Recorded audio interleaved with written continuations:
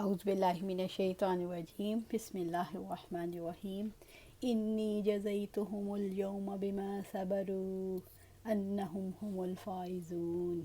یقین کرو آج کے دن میں نے انہیں اس کے بدلے میں جو انہوں نے صبر کیا یہ جزا دی، بلا شبہ وہی کامیاب ہیں۔ سورۃ المومنون آیا 111۔ انی جزیتہم اليوم بما صبروا، یقین کرو آج کے دن میں نے انہیں اس کے بدلے میں جو انہوں نے صبر کیا یہ جزا دی۔ آج میں نے تمہیں تمہاری اذیتیں برداشت کرنے والے، صبر کرنے والے، بہترین صلے کی امید رکھنے والے اہل ایمان کو بدلہ دے دیا۔ ابو یحییٰ صہیب بن سنان رضی اللہ تعالیٰ عنہ سے روایت ہے کہ آپ صلی اللہ علیہ وآلہ وسلم نے فرمایا، مومن کا معاملہ بھی عجیب ہے، اس کے ہر کام میں اس کے لیے بھلائی ہے، اور یہ چیز مومن کے سوا کسی کو حاصل نہیں۔ اگر اسے خوشحالی نصیب ہو، اس پر اللہ کا شکر ادا کرتا ہے تو یہ شکر کرنا بھی اس کے لیے بہتر ہے، یعنی اس میں اجر ہے، اور اسے تکلیف پہنچے تو صبر کرتا ہے تو یہ صبر کرنا بھی اس کے لیے بہتر ہے کہ صبر بھی بجائے خود نیک عمل اور باعث اجر ہے۔ سبحان اللہ۔ اللہ ہمیں صابرین اور شاکرین میں بنائے۔ اللہم اجعلنا منہم، اللہم اجعلنا منہم۔ ابو سعید سعد بن سنان خدری رضی اللہ تعالیٰ عنہ سے روایت ہے کہ انصار کے کچھ لوگوں نے آپ صلی اللہ علیہ وسلم سے کچھ طلب کیا تو آپ نے انہیں پھر دیا، حتیٰ کہ آپ کے پاس جو کچھ تھا ختم ہو گیا۔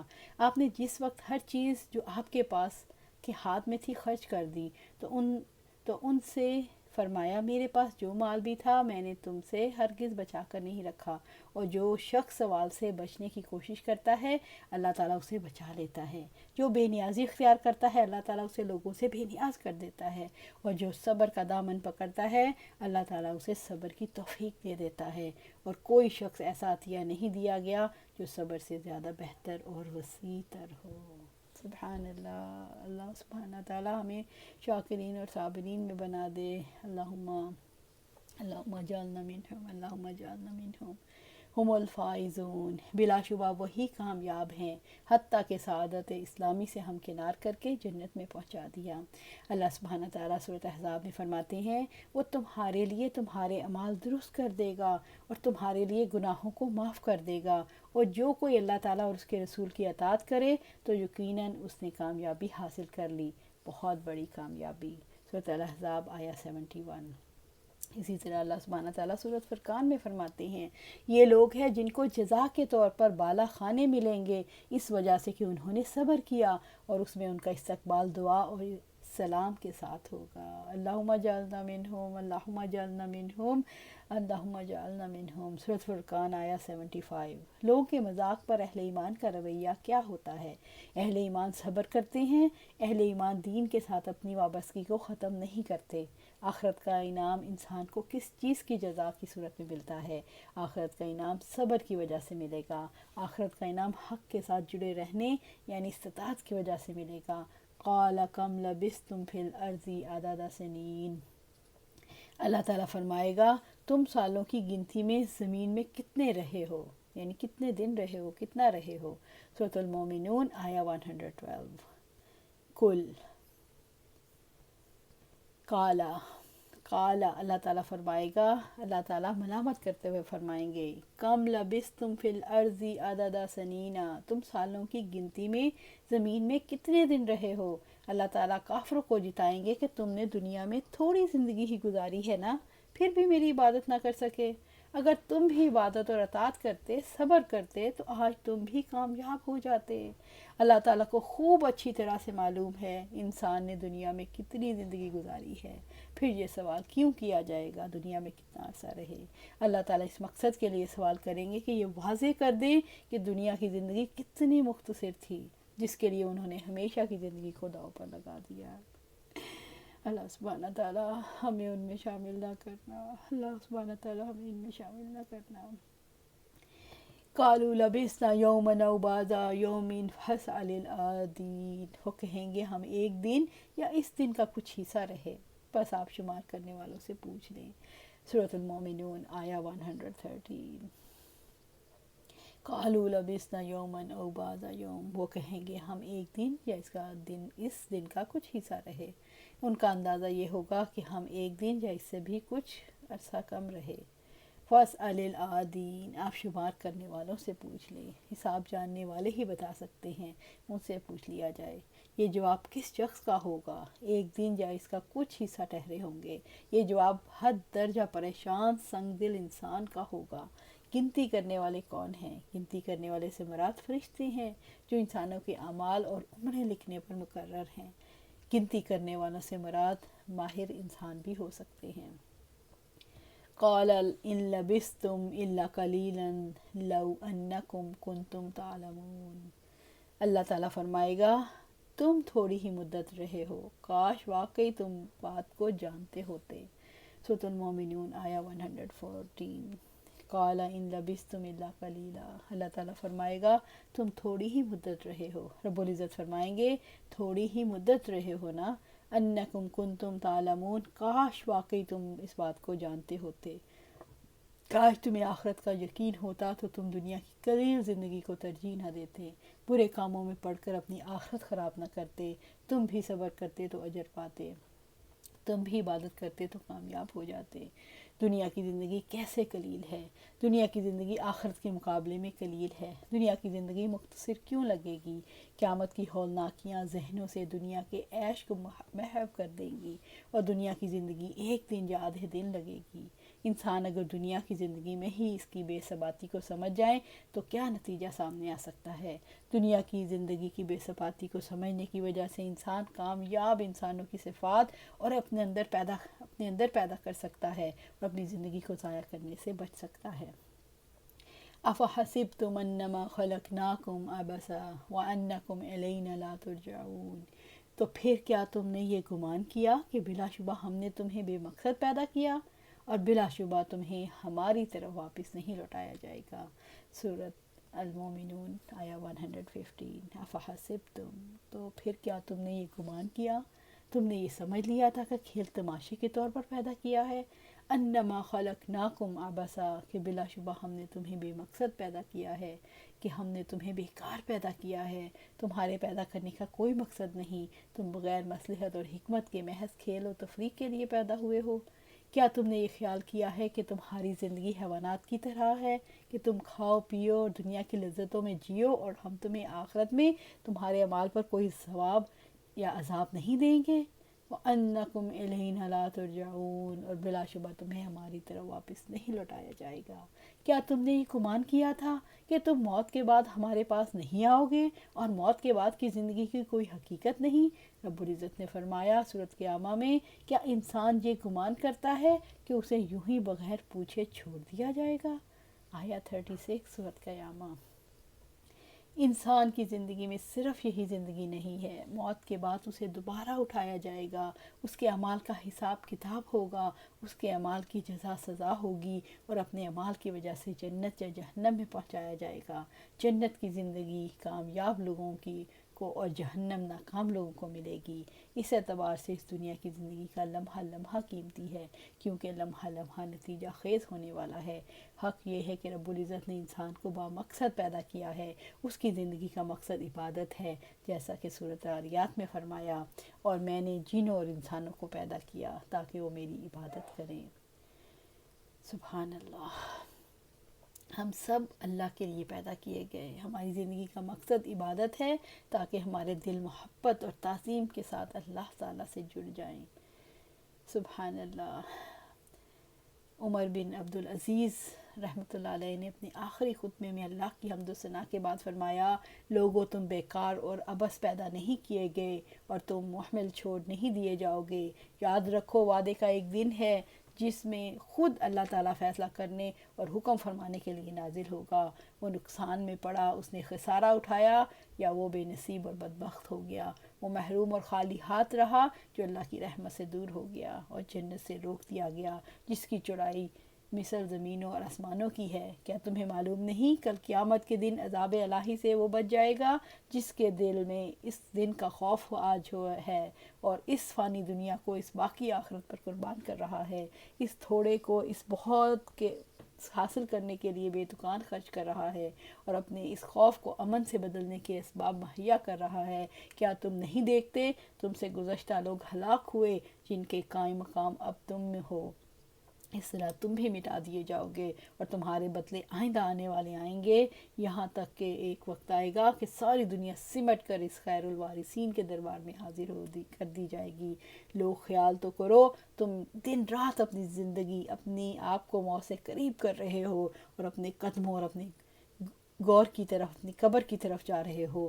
تمہارے پھل پک رہے ہیں، تمہاری امیدیں ختم ہو رہی ہیں، تمہاری عمریں پوری ہو رہی ہیں، تمہاری اجل نزدیک آ گئی، تم زمین کے گڑھوں میں دفن کر دیے جاؤ گے جہاں نہ کوئی بستر ہوگا نہ تکیہ، دو صحباب چھوڑ جائیں گے، حساب کتاب شروع ہو جائے گا، اعمال سامنے آ جائیں گے، جو چھوڑ آئے وہ دوسروں کا ہو جائے گا، جو آگے بھیج چکے اسے سامنے پاؤ گے، نیکیوں کے محتاج ہوگے، بدیوں کی سزا بھگتو گے۔ اے اللہ کے بندو، اللہ سے ڈرو، اس کی باتیں سامنے آ جائیں گی، اس سے پہلے تم کو موت آج اچک لے، اس سے پہلے جواب دہی کے لیے تیار ہو جاؤ۔ اتنا کہا تھا کہ رونے کے غلبے نے آواز بلند کر دی، منہ پر چادر کا کونا ڈال کر رونے لگے اور حاضرین کو بھی آہوازاری شروع کر دی۔ انسان دنیا کی زندگی کے وقت کو کیوں ضائع کرتا ہے؟ انسان اپنے غلط گمان کی وجہ سے اپنی زندگی کو ضائع کرتا ہے۔ جب لوٹ جانا اسے بھول جاتا ہے تو اپنی وقت، اپنی صلاحیتیں، مال، سبھی کچھ بیکار گنوا دیتا ہے۔ اللہ تعالیٰ نے اسی سوال سے کیا شعور دلایا ہے؟ اللہ تعالیٰ نے اس سوال سے یہ شعور دلایا ہے کہ تمہاری گمان کی غلطی تم سے زندگی کو ضائع کروا رہی ہے۔ دنیا کیسے بے مقصد ہنگامہ لگتی ہے۔ جو لوگ دنیا کے کسی انجام پر یقین نہیں رکھتے وہ بے مقصد ہنگامہ ہی سمجھتے ہیں۔ فتعال اللہ الملک الحق لا الہ الا ہوا رب العرش الکریم۔ تو اللہ تعالیٰ بے حد بلند جو بادشاہ حقیقی ہے، اس کے سوا کوئی معبود نہیں، عزت والے عرش کا رب۔ سورۃ المومنون آیہ 116۔ فتعال اللہ الملک الحق، تو اللہ تعالیٰ بے حد بلند ہے جو بادشاہ حقیقی ہے۔ اللہ تعالیٰ ہر عیب سے پاک ہے، وہ سچا اور حقیقی بادشاہ ہے۔ اللہ تعالیٰ اس باطل گمان سے بہت بلند ہے کہ وہ کسی چیز کو بے مقصد پیدا کرے یا محض کھیل تماشے کے لیے بنائے۔ وہ بادشاہ حقیقی ہر عیب سے پاک ہے، وہ اس سے بلند ہے کہ تمہیں بے مقصد خواہشات پوری کرنے کے لیے پیدا کرے۔ لا الہ الا ہو، اس کے سوا کوئی معبود نہیں، اللہ تعالیٰ کے سوا کوئی عبادت کا حق نہیں رکھتا۔ اس نے انسان کو عبادت کے لیے پیدا کیا۔ رب العرش الکریم، عزت والے عرش کا رب۔ اللہ تعالیٰ عزت والے عرش کا مالک ہے، لہٰذا اس کی عبادت کرنی ہے تاکہ ہماری تخلیق کا مقصد پورا ہو جائے اور مالک عرش ہم سے راضی ہو جائے۔ یعنی اللہ تعالیٰ کا ساری مخلوقات کا مالک ہونا حق ہے، وہ اپنے وعدوں اور وعیدوں میں حق ہے، وہی حقیقی معبود ہے۔ اللہ تعالیٰ نے رب عرش کریم کا تعارف کس اعتبار سے کرایا؟ اللہ نے یہ ثابت کرنے کے لیے اس کی ذات حق ہے، اس کی بادشاہت حق ہے، اس کی تخلیق حق ہے، اس کی کوئی بھی چیز بے مقصد نہیں ہو سکتی۔ اگر بے مقصد ہوتی تو اتنی بڑی بادشاہت کیسے قائم رہتی؟ عرش کی صفت کریم کا کیا مطلب ہے؟ عرش سے رحمتوں اور برکتوں کا نزول ہوتا ہے، اس لیے اسے کریم کہا گیا۔ وَمَن يَدْعُ مَعَ اللَّهِ إِلَٰهًا آخَرَ لَا بُرْهَانَ لَهُ بِهِ فَإِنَّمَا حِسَابُهُ عِندَ رَبِّهِ إِنَّهُ لَا يُفْلِحُ الْكَافِرُونَ۔ اور جو کوئی اللہ تعالیٰ کے ساتھ کسی دوسرے معبود کو پکارتا ہے جس کی اس کے پاس کوئی دلیل نہیں، تو بلا شبہ اس کا حساب اس کے رب ہی کے پاس ہے، یقیناً کافر کبھی فلاح نہیں پائیں گے۔ سورۃ المومنون آیہ 117۔ من يدعو مع اللہ الہا آخر لا برہان لہ بہ، اور جو کوئی اللہ تعالیٰ کے ساتھ کسی دوسرے معبود کو پکارتا ہے جس کی اس کے پاس کوئی دلیل نہیں، جو لوگ غیر اللہ کو پکارتے ہیں جس پر اللہ تعالیٰ کی طرف سے کوئی برہان نہیں، اور حقیقت یہ ہے کہ غیر اللہ کو پکارنے والے کے پاس کوئی دلیل نہیں۔ اللہ تعالیٰ کے سوا کسی اور کی الوہیت کا کوئی ثبوت نہیں، اللہ کے سوا کسی اور کا جواز ہی نہیں، اللہ تعالیٰ کے سوا کسی اور کی حاکمیت کو فطرت تسلیم نہیں کرتی، اللہ کے سوا کسی اور کی حاکمیت کے لیے عقل آمادہ نہیں ہوتی۔ فَإِنَّمَا حِسَابُهُ عِندَ رَبِّي، تو بلا شبہ اس کا حساب اس کے رب ہی کے پاس ہے۔ جب ایسا شخص رب کے حضور جائے گا تو برے اعمال کا بدلہ دے دیا جائے گا۔ إِنَّهُ لَا يُفْلِحُ الْكَافِرُونَ، یقیناً کافر کبھی فلاح نہیں پائیں گے۔ کافروں کو فلاح نہیں مل سکتی کیونکہ کفر فلاح سے محروم کر دیتا ہے۔ ایک دفعہ رحمت عالم نے ایک شخص سے پوچھا کس کی عبادت کرتے ہو؟ بولا اللہ کی اور فلاں فلاں بت کی۔ پوچھا اگر تم کسی تکلیف میں گرفتار ہو جاؤ اس سے رہائی کی دعا مانگو تو کون سا بت تمہاری امید پر لاتا ہے؟ بولا کوئی بھی نہیں بجز اللہ کے۔ پوچھا تمہاری ضرورت کون سا بت پوری کرتا ہے؟ بولا کوئی بھی نہیں بجز اللہ۔ فرمایا پھر کیوں اس کے ساتھ بتوں کی عبادت کرتے ہو؟ کیا تمہارا یہ گمان ہے کہ وہ اللہ تعالیٰ پر غالب آ جائیں گے؟ بولا میں اس رب کا شکر ادا کرتا ہوں، پھر جان بوجھ کر انجان کیوں ہو جاتے ہو؟ پھر وہ اسلام لانے کے بعد فرمایا کرتے تھے رحمت عالم نے مجھے بالکل لاجواب کر دیا۔ ابن حاتم۔ کافر کیوں کامیاب نہیں ہو سکتے؟ کافروں کے پاس دنیا کا ساز و سامان ہو سکتا ہے، ایمان نہیں، جبکہ آخرت کی کامیابی ایمان والوں کے لیے ہے۔ آخرت کی فلاح سے کیا مراد ہے؟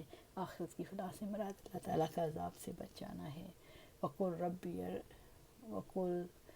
رَبِّ اغْفِرْ وَارْحَمْ وَأَنْتَ خَيْرُ الرَّاحِمِينَ، اور آپ دعا کریں کہ اے میرے رب بخش دے اور رحم فرما، تو رحم کرنے والوں میں سب سے اچھا رحم فرمانے والا ہے۔